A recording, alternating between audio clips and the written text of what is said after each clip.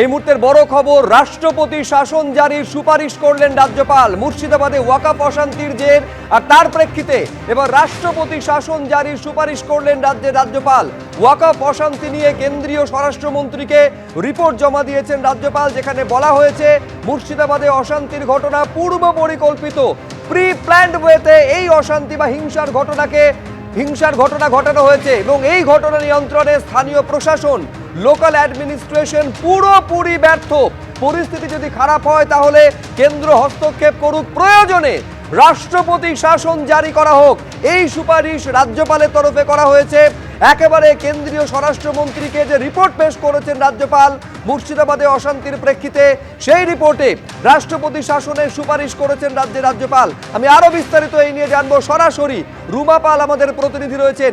এইটা আমাদের রুমা জানাও যে রাষ্ট্রপতি শাসনের সুপারিশ কোন প্রেক্ষিতে রাজ্যপাল করলেন, এই যে রিপোর্ট জমা দিয়েছেন রাজ্যপাল, কি বলা হয়েছে তাতে?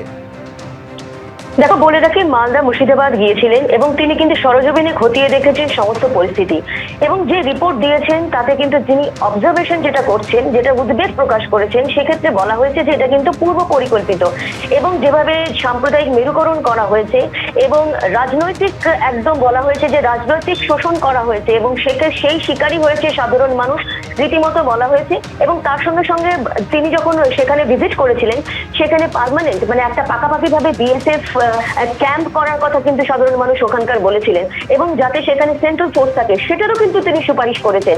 এবং লোকাল অ্যাডমিনিস্ট্রেশন, যেটা স্থানীয় প্রশাসনের পুরো ব্যর্থতা, আইন শৃঙ্খলার ব্যর্থতার কথা তুলে ধরেছেন এবং তারপরে বলা হয়েছে যে এটা কিন্তু একেবারে পূর্ব পরিকল্পিত, এই ধরনের ভায়োলেন্স কিন্তু পূর্ব পরিকল্পিত। এবং তিনি এটাও বলেছেন যে এখানে একটা মৌলবাদ এবং কমিউনাল পোলারাইজেশনের ক্ষেত্রেও কিন্তু তিনি এই বিষয়টা কিন্তু সেন্সিটিভ বর্ডার রিজিয়নসে রয়েছে, এই অবজারভেশন তিনি করেছেন। কি কি সুপারিশ করেছেন সেই বিষয়ে যদি একবার বলি, সেখানে সুপারিশ করেছেন, যখন সুপারিশে বলা হয়েছে যদি স্টেট মেকানিজম কোল্যাপস করে যায় সেক্ষেত্রে কিন্তু কেন্দ্র সরকার কিন্তু সেখানে আইন শৃঙ্খলা ক্ষেত্রে তারা হস্তক্ষেপ করতে পারে। অন্যদিকে বলা হয়েছে যদি এই অ্যাডমিনিস্ট্রেটিভ ল্যাপস কোথাও দেখা যায় সেক্ষেত্রে কিন্তু commission enquiry under the 1952 act অনুযায়ী সেটা কিন্তু সেন্ট্রাল গভর্নমেন্ট করতে পারে। এছাড়াও বিএসএফ এবং সিএপিএফ অর্থাৎ কেন্দ্রীয় বাহিনী আউটপোস্টে রাখার কথাও কিন্তু বলা হয়েছে এবং পাকাপাকি ভাগে যাতে রাখা হয় সেটা কিন্তু সুপারিশ করা হয়েছে। অন্যদিকে আরো একটা কথা বলে রাখি, এই যে বর্ডার এরিয়াতে সেখানে কিন্তু নজরদারি আরো বাড়ানোর ক্ষেত্রেও কিন্তু তিনি সুপারিশ করেছেন একদম।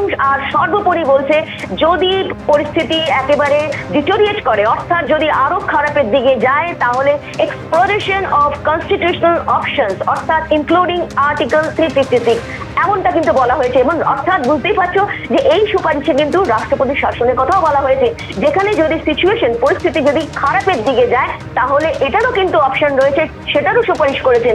অর্থাৎ বুঝতে পারছো এর আগে কিন্তু বিরোধী দল এবং অনেক কমিশনই কিন্তু কেন্দ্রের থেকে এসেছে এবং তারা সরজমিনে খতিয়ে দেখেছে, তারা বারবার রাষ্ট্রপতি শাসনের কথা বলেছেন। সেক্ষেত্রে কিন্তু এখন দেখা যাচ্ছে যে রাজ্যপাল যে রিপোর্ট দিয়েছেন এবং তিনি যে সুপারিশ করেছেন, এই প্রথমবারই মনে করা হচ্ছে যে এই প্রথমবারই তিনি রাষ্ট্রপতি শাসন অর্থাৎ 356 আর্টিকেল 356 এর কথা উল্লেখ করেছেন তার রিপোর্টে।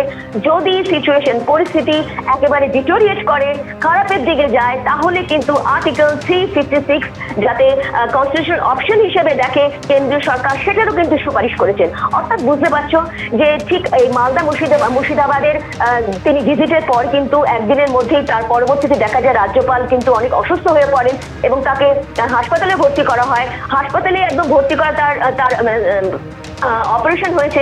সেক্ষেত্রে কিন্তু জানিয়ে রাখি, রাজভবন সূত্রে খবর, তার আগেই কিন্তু তিনি রিপোর্ট এই ধীরে ধীরে তৈরি করছিলেন এবং রিপোর্ট কিন্তু ইতিমধ্যেই পৌঁছে গেছে কেন্দ্রীয় স্বরাষ্ট্র মন্ত্রকে অর্থাৎ অমিত শাহের দপ্তরে পৌঁছে গেছে এই রিপোর্ট। এবং এই রিপোর্টে কিন্তু বারবার বলা হচ্ছে যে এটা পূর্ব পরিকল্পিত, স্থানীয় প্রশাসনের ব্যর্থতা, ধর্মীয় পরিচয়ের ক্ষেত্রে রাজনৈতিক শোষণ এবং রাজ্যের শাসন ব্যবস্থা ভেঙে পড়লে কেন্দ্রীয় সরকারের হস্তক্ষেপ কথা যেমন বলেছেন, প্রশাসনিক ব্যর্থতার কথা বলেছেন। প্রশাসনিক ব্যর্থতা হলে সেটা তদন্ত হওয়া প্রয়োজন। পাকাপাকিভাবে বিএসএফ, সিএপিএফ কেন্দ্রীয় বাহিনী মোতায়েনের কথা বলা হয়েছে, যেগুলো ভালনারেবল এরিয়াস মালদা এবং মুর্শিদাবাদে, এবং নজরদারি বাড়ানোর কথা বলেছেন। সর্বোপরি আবারও জানিয়ে দিচ্ছি, যদি পরিস্থিতি খারাপের দিকে যায় তাহলে আর্টিকেল 356 লাগুর সুপারিশও করেছেন কেন্দ্রের কাছে রাজ্যপাল।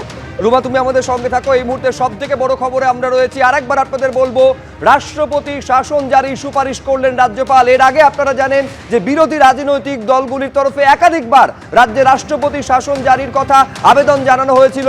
শুধুমাত্র মুর্শিদাবাদের ঘটনা নয়, সন্দেশখালীর ঘটনার ক্ষেত্রেও কেন্দ্রের একাধিক কমিশন, কখনো মহিলা কমিশন, কখনো মানবাধিকার কমিশন, তারা পরিস্থিতি সরেজমিনে খতিয়ে দেখে একাধিক ক্ষেত্রে তারা রাষ্ট্রপতি শাসন জারির সুপারিশ করেছিলেন।